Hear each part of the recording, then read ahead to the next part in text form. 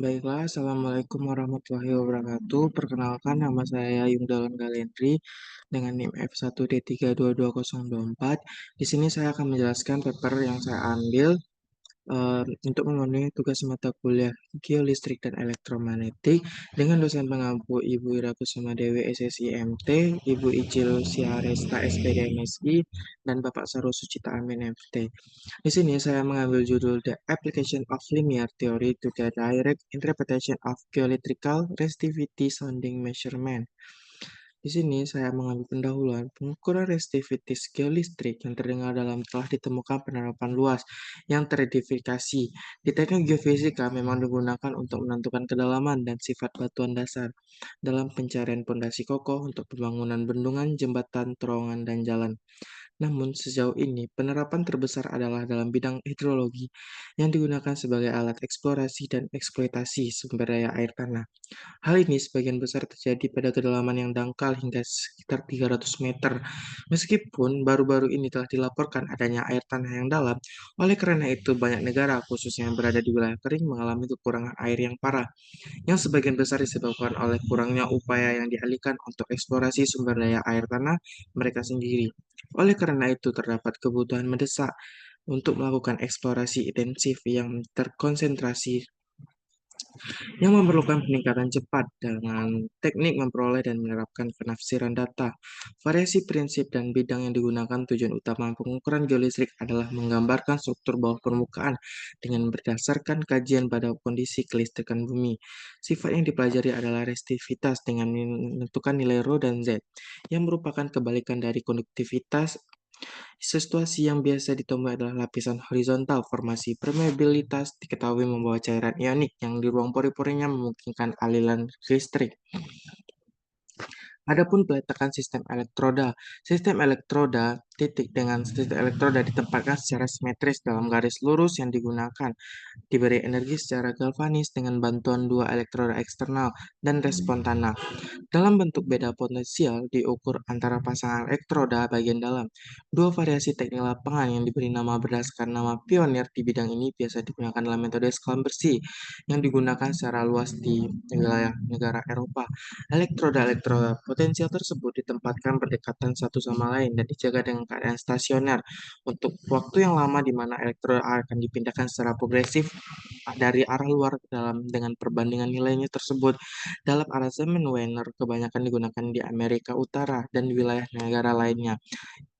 Keempat, elektroda diperluas keluar sehubungan dengan pusat sistem, selalu menjaga jarak yang sama antar elektroda dengan manfaat relatif dari kedua teknik ini adalah berdekatan dalam literaturnya. Di sini cukuplah untuk mengatakan bahwa prosedur lapangan lebih mudah dengan metode skala bersih dan bahwa ketidakhomogenan permukaan mempengaruhi pengukuran juga pada tingkat yang lebih rendah dibandingkan dengan pengaturan Wiener. Prosedur peluasan elektroda dari arah keluar berarti makin cakrawala yang semakin dalam dicapai arus. Jadi bentuk pengukuran resistivitas ini dikenal dengan geofisika sebagai pengolahan listrik atau headroom atau vertical electrical sounding atau hanya sebagai deep sounding, beda potensial dan arus diamati pada setiap tata letak elektroda dan perkalian rasionya, yaitu resistansi dengan faktor geometri yang sesuai dengan ditentukan oleh tata elektrodanya tersendiri. Adapun theoretical asumsi para penelitian yang situasinya memprihatinkan sehingga memperluas analisis menyeluruh berdasarkan landasan teori yang kuat dari penjelasan latar belakang sebelumnya. Perlakuan matematis disederhanakan dengan mengidealkan situasi geologi. Lapisan-lapisan tersebut diperlukan sebagai homogen dan isotropik, sedangkan batas-batas dianggap sebagai bidang sejajar. Penafsiran jika diperlukan sebagai besar dalam bentuk kualitatif dan semi-kualitatif untuk memasukkan penyimpangan yang kita ketahui dari informasi geologi dan lubang bor dan dikatakan sekilas bahwa efek kemiringan tidak separah anisotropi dalam penentuan kedalaman berdasarkan pertimbangan dengan asumsi kondisi yang ideal. Untuk rincian lebih lanjut tentang referensi anisotropi dibuat pada penelitian skala bersih, perlakuan ekstensi mengenai efek pencelupan tanah diberikan dan di Onstrand dan Cook ketidakhomogenan permukaan juga mempengaruhi pengukuran dalam resistivitas. Adapun interpretasi data lapangan. Interpretasi data lapangan dilakukan dua tahap. Pada tahap pertama, diinterpretasikan murni berdasarkan pertimbangan teoritis. Kemudian pada tahap terakhir, hasil interpretasi dikorelasikan dengan pengetahuan geologi tersedia untuk menghasilkan gambaran bahwa permukaannya realistis. Keberhasilan metode geolistrik sangat bergantung pada interpretasi geologis, memberikan tinjauan kritis terhadap penerapan dan keterbatasan metode geolistrik khususnya terhadap permasalahan hidrogeologi. Dalam paper yang diambil atau tesis yang diambil ini, kita hanya membahas tentang pertama yaitu interpretasi fisik. Hal ini berdasarkan pada ungkapan penelitian Stavensko tahun 1930 untuk potensi akibat supertitik pada arus bumi yang bertingkat. Ia menyatakan potensi bentuk integral Hankel yang diintegralkan merupakan produk fungsi Bessel ordenol yang fungsi tergantung pada parameter lapisan disebut fungsi kernel. Teknik yang diterapkan dalam penafsiran data sebagian besar bersifat tidak langsung, yaitu kurva dan medan yang dicocokkan dengan grafik standar yang dibuat dengan ekspresi Stanesco. Untuk model bumi yang diketahui, prosedur coba ini membutuhkan waktu yang dalam banyak kasus, jumlah kasus mungkin terjadi melebihi jumlah kasus yang dapat dibuat grafik standarnya.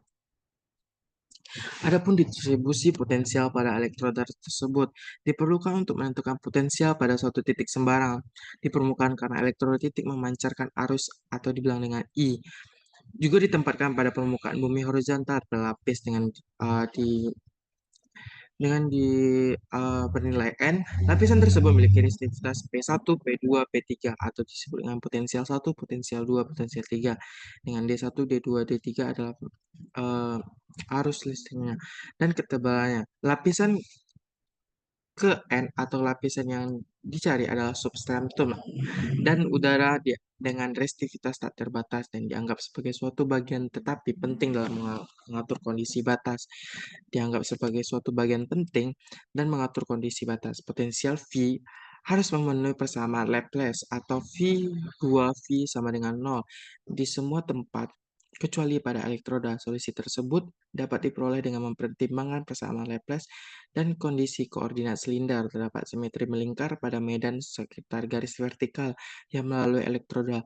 Elektroda diambil sebagai titik asal sistem koordinat kutub dengan garis vertikal sebagai sumbu Z, positif ke bawah ke sejajar dengan sumbu R di sepanjang permukaan bumi. Mengingat simetri yang disebutkan di atas dengan persamaan Laplace atau V to V sama dengan eh, dengan rumusan persamaan di bawah ini. Adapun garis besar interpretasi resistivitas, interpretasi observasi lapangan dalam menentukan kedalaman resistivitas merupakan tugas dasar survei geolistrik. Permasalahannya tidak sederhana, itu karena adanya beberapa kompleksitas yang diketahui. Beberapa di antaranya melekat pada sifat fisik permasalahan pada yang dibahas pada bab pendahuluan tadi. Oleh karena itu, beberapa upaya yang telah dilakukan masa lalu untuk menafsirkan data dengan benar, sebagian besar metode-metode ini masih jauh dari kata sempurna. Namun metode-metode ini tersebut memberikan kontribusi terhadap pemahaman masalah yang lebih baik yang perlu didiskusikan karena metode-metode tersebut merupakan landasan bagi metode-metode masa lalu. Ya, di sini memakai pembahasan tentang integral. Integral tak hingga seringkali diganti dengan interval sehingga diintegrasikan secara numerik. Munculnya komputer digital telah membuat hal ini dapat dilakukan meskipun beberapa kesulitan yang diketahui. Menurut tabel Money dan Wetzel pada penelitian 1956 diperoleh dengan metode integrasi numerik Simpson.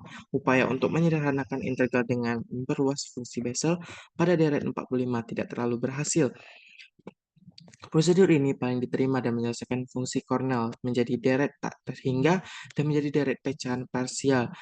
Proses lain seperti perluasan ke dalam rangkaian polinomial ortogonal atau Legendre pada atau ke dalam rangkaian pangkat setengah atau bisa dilihat dengan persamaan di bawah ini. Penerapan filter geolistrik untuk masalah fisik. Menurut penelitian Swart dan Skoloff tahun 1954 telah mengutip dari penelitian sebelumnya tentang penelitian Pitti 1942 dalam menemukan fakta bahwa konsep teori filter geolistrik tidak terbatas hanya pada rangkaian listrik saja, namun sebenarnya cukup umum dan dapat diterapkan pada segala permasalahan fisik yang bersifat linear dalam hal dan bahkan diperluas ke data numerik atau grafis. Dalam filter listrik memasukkan keluaran adalah tegangan yang bervariasi terhadap waktu. Sedangkan dalam permasalahan yang kita hadapi, variabel bebasnya adalah jarak. Sifat-sifat yang dibahas pada bagian A, bagian ini juga memerlukan untuk kedua permasalahan tersebut. Makna fisik konsep konsolusi terungkap dalam kata Jerman untuk konsolusi, yaitu Faltung yang berarti operasi pelipatan. Fungsi impuls yang dipindahkan kemudian dilipat, kemudian dioperasikan dengan memasukkan untuk menghasilkan keluaran atau dengan nilai Fx. Proses ini paling diilustrasikan secara grafis dan dapat ditemukan di beberapa tempat. Dalam domain frekuensi konsolusi, merosot menjadi perkalian aljabar sehingga persamaan dalam domain frekuensi konsolusi merosot perkalian aljabar sederhana dengan persamaan di bawah ini. Sekian eh, presentasi dari saya. Mohon maaf bila ada kekurangan dalam penyampaian materi. Sebelumnya terima kasih atas waktunya. Saya tutup. Wabillahi taufiq wal hidayah. Wassalamualaikum warahmatullahi wabarakatuh.